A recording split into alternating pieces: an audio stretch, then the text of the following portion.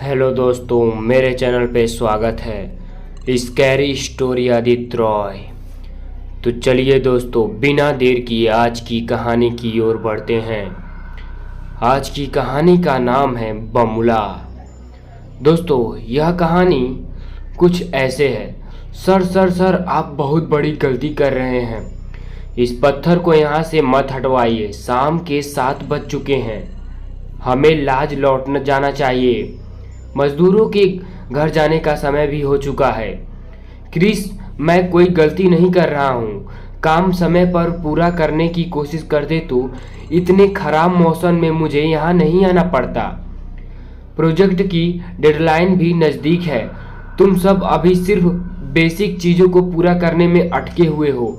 Visit पर क्या दिखाऊंगा? ऑफिसर को गुस्से से तिलमिलाया हुआ गौरव आज मजदूरों को बिल्कुल आसानी से घर जाने देने वाले मूड में नहीं था।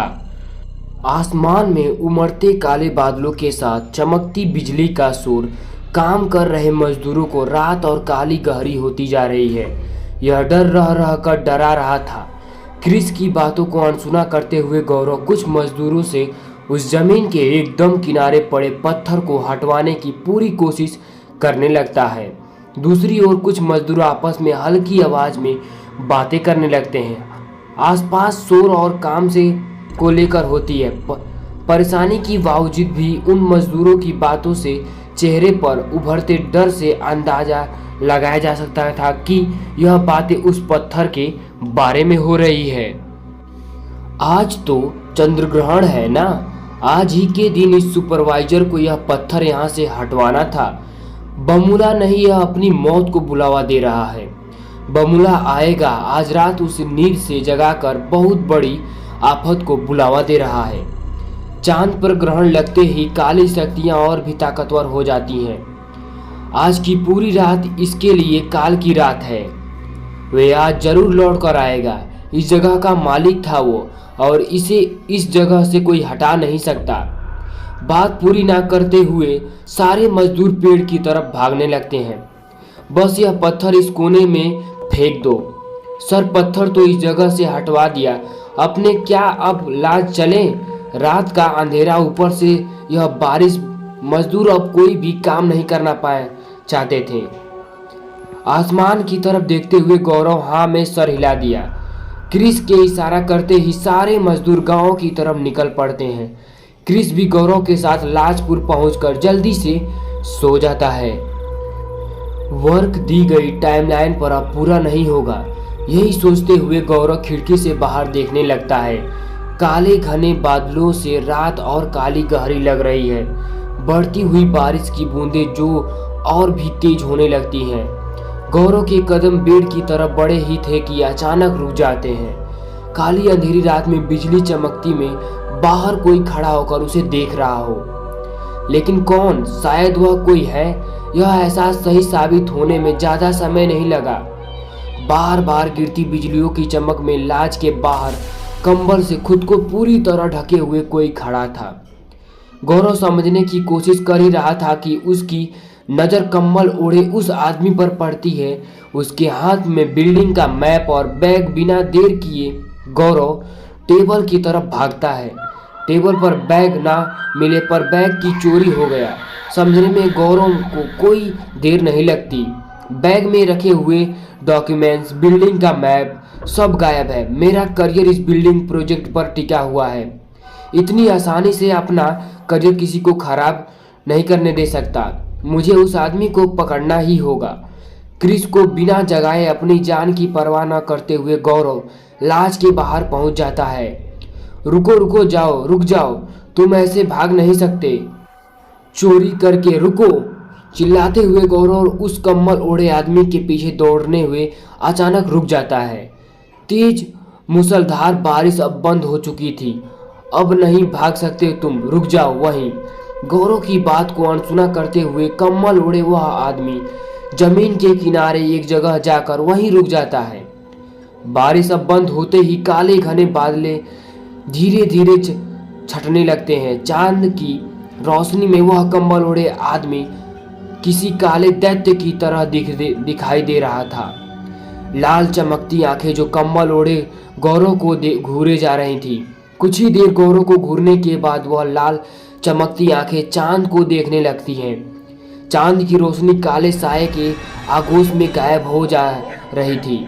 सामने खड़े उस अनजान को देखकर गौरव को कुछ ठीक नहीं लग रहा था। यह चांद आज ग्रहण है। कुछ ही देर में चांद की रोशनी काले साए के आगोश में छिप जाती है। वह लाल आंखों वाला कंबल उतारकर अब गौरव के बिल्कुल सामने खड़ा हो जाता था, जिसे देख गौरव में अंदर ही अंदर एक तेज लहर दौड़ जाती है। यह इंसान है या काली परछाई? इसकी लाल आंखें किसी दैत्य की दिखाई दे रही हैं। पलक झपकते ही वह दैत्य गौरव के बिल्कुल सामने आकर खड़ा हो जाता है। बमला हूँ मैं, इस जगह का मालिक हूँ मैं, कहते हुए जोर जोर से हंसने लगता है। उसकी डरावनी हंसी हर तरफ गूंजने लगती है। गौरव को अपने सामने मौत खड़ी दिखाई देती है। वह भागने की कोशिश करता है, उसके पहले ही बमला का हाथ गौरव के गले तक पहुंच जाता है। वह हवा में लटकते हुए कुछ ही देर में गौरव का दम घुटने लगता है। वह बहुत कोशिश करने पर भी गौरव को अपने आप को दैत्य से छुड़ा नहीं पाता। आज तू बचेगा नहीं, मौत से नहीं बच सकता तू। गौरव के गले पर पकड़कर थोड़ी ढीली करते ही वह गौरव को जोर से जमीन पर पटक देता है। दर्द से कराहता हुआ गौरव उठने की कोशिश करता है, लेकिन उठ नहीं पाता। चपकती हुई पलकों से सामने गौरव को बमला खड़ा दिखाई देता है। गौरव फिर उठकर भागने की कोशिश करता है, लेकिन इस बार भी कुछ नहीं कर पाता। छोड़ दो मुझे प्लीज। कुछ भी शब्द न बोल पाने में गौरव अपने आप को फिर लाचार पाता है। गौरव के पैर पकड़कर बमला उसे फिर एक बार हवा में बहुत दूर फेंक देता है। जमीन पर गिरते ही गौरव बेहोश हो जाता है। पानी की बूंदों का एहसास होते ही गौरव के शरीर में हलचल होने लगती है।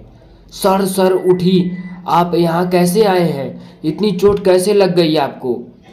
खुद को संभालते हुए क्रिस का सहारा लेते हुए गौरव उठकर बैठ जाता है।